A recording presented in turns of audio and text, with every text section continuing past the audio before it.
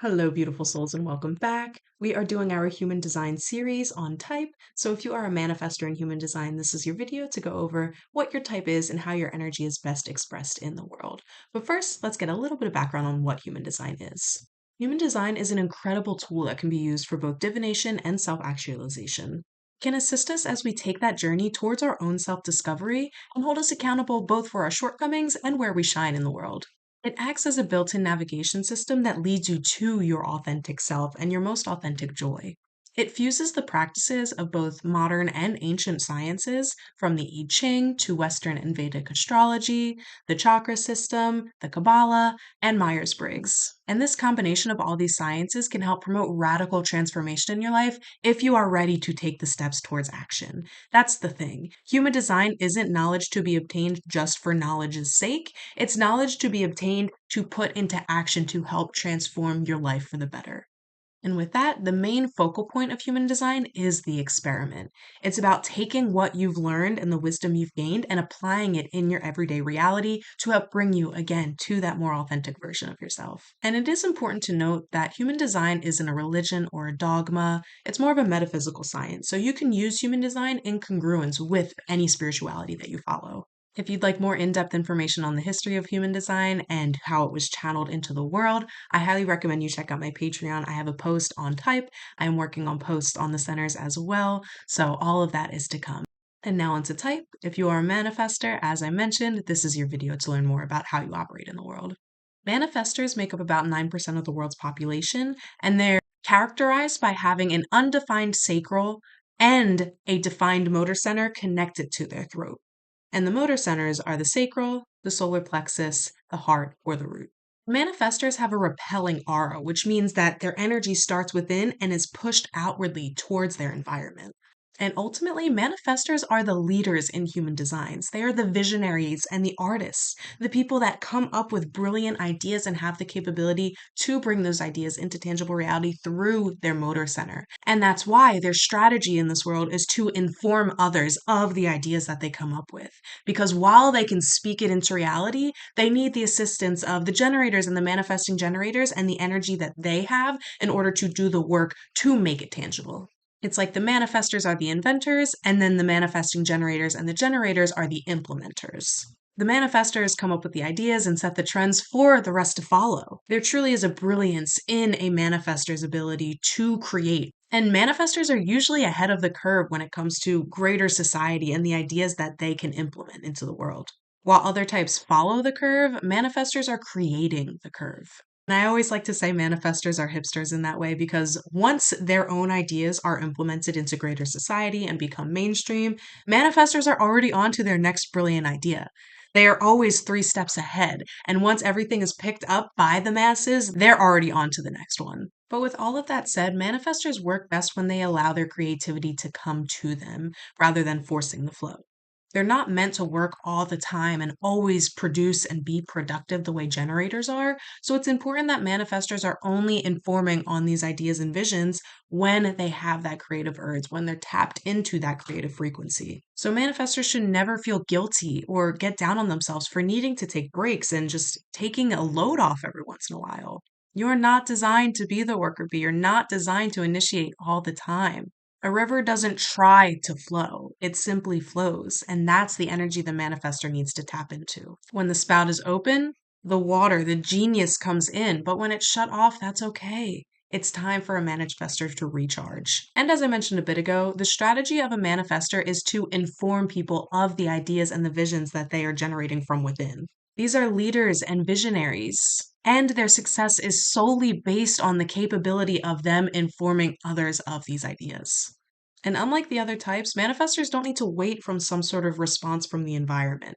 They're not built to respond to what's around them. They are built to produce from what's within. Their energy, again, goes outward. So if they're sitting and waiting to tell somebody about something for some sort of external sign, they're ultimately putting themselves at a disservice.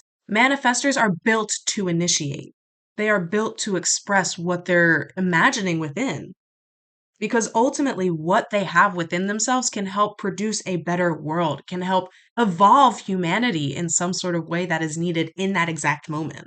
And Maya Angelou is a fantastic example of a manifestor living in alignment with their design. She was able to help shape generations of people by pioneering the civil rights movement and using her voice, her writing, to fight for the rights of all people. When a manifestor is in alignment, there is true power behind their words. But when they're out of alignment, they're going to be connecting to what we call the not self theme. And for manifestors, that is anger. And luckily for manifestors, I feel that out of all of the not self themes, anger is the most easily identifiable, especially when you are sharing your wisdom with others and you're feeling angry about how they are responding. And with that, manifestors really need to adopt the idea you can lead a horse to water, but you can't force it to drink. Or, when your wisdom falls on deaf ears, nobody's there to hear it. If you are sharing your visions, if you are sharing your brilliant ideas with others and being met with backlash or resistance in some way, it's not about your idea being a it's not about your idea being bad. It's about that not being the right environment to share those ideas. Those are not the people that can implement those ideas and bring them into tangible reality. It's not about you, it's about the environment. So if you're feeling anger from the way people are responding to your brilliance, it is a sure indicator that you need to change environments. You need to find different people in a different place to share those visions. With that said, however, sometimes manifestors are conditioned from a young age not to express their anger outwardly, so it gets internalized and can be expressed instead as depression or anxiety or other mental health disorders that kind of slow you down and stop you from truly expressing your authentic self. It can even come up as exhaustion or burnout or just you giving into people pleasing tendencies, which again, you are not here to do. You are here to initiate, you are here to be heard.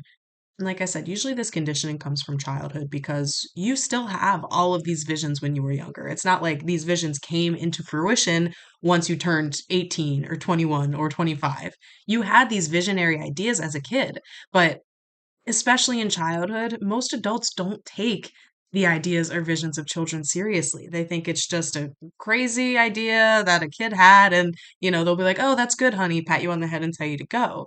And especially as a child, you can feel anger because people aren't listening to you, people aren't hearing you. You have these brilliant ideas, this brilliance that is trying to be expressed and it's not taken seriously.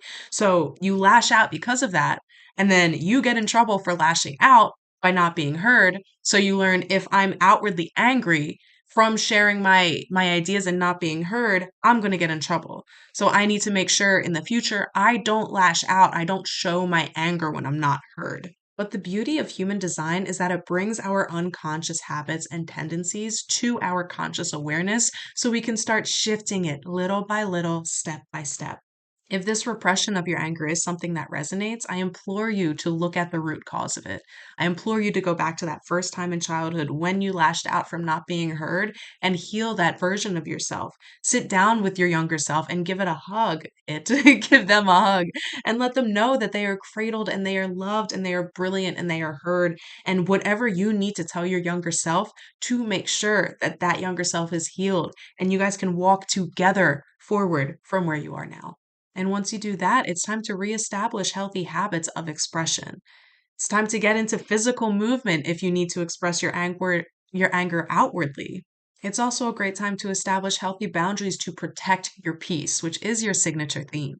If you feel that need to repress based on the people you're around and the environment you're in, that is a surefire way to know that is not your environment and those are not your people. So it'd be best to remove yourself from that environment, reestablish your own boundaries and your own habits, and move towards people that will love you even in your anger, that will work with you through your anger, that will hear you and bring you back to that peace.